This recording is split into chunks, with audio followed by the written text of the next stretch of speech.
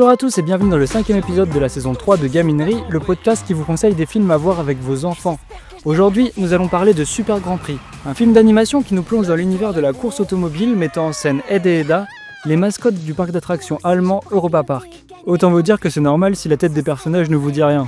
Par contre, si vous avez l'occasion, ça vaut vraiment le coup d'aller à Europa Park. J'y suis allé quand j'étais gamin et j'en garde un excellent souvenir. D'ailleurs, il est régulièrement premier dans le classement des meilleurs parcs d'Europe. Mais revenons à nos mascottes. Ce film, produit en collaboration avec Warner Bros, est clairement destiné à un public familial, avec des messages très clairs et une bonne dose d'action. Pour être honnête, j'avais vraiment pas envie d'aller le voir, mais après de chez moi, il n'y avait que ça, ou Gabi et la Maison Magique, l'adaptation d'une série Netflix qui avait l'air encore pire. Peut-être que je me sacrifierai pour vous la semaine prochaine, qui sait. Quoi qu'il en soit, je suis allé voir Super Grand Prix avec mon fils de 4 ans et ma fille de 6 ans.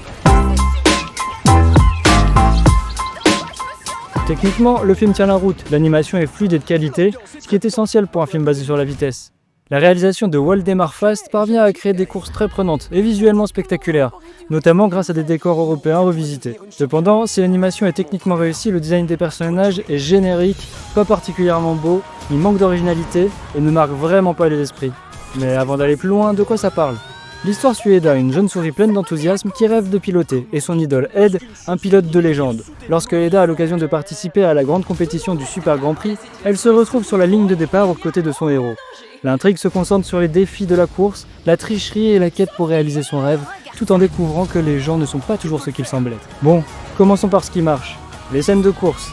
Elles sont le cœur et l'âme du film. L'animation est fluide et de qualité, créant une adrénaline palpable qui ravira les enfants et les fans de vitesse. Les personnages d'Edda et Ed sont, malgré quelques défauts, attachants et leur relation est portée par un message positif et clair sur l'amitié et la persévérance. C'est un récit qui, bien que simple, fonctionne comme une histoire d'apprentissage saine.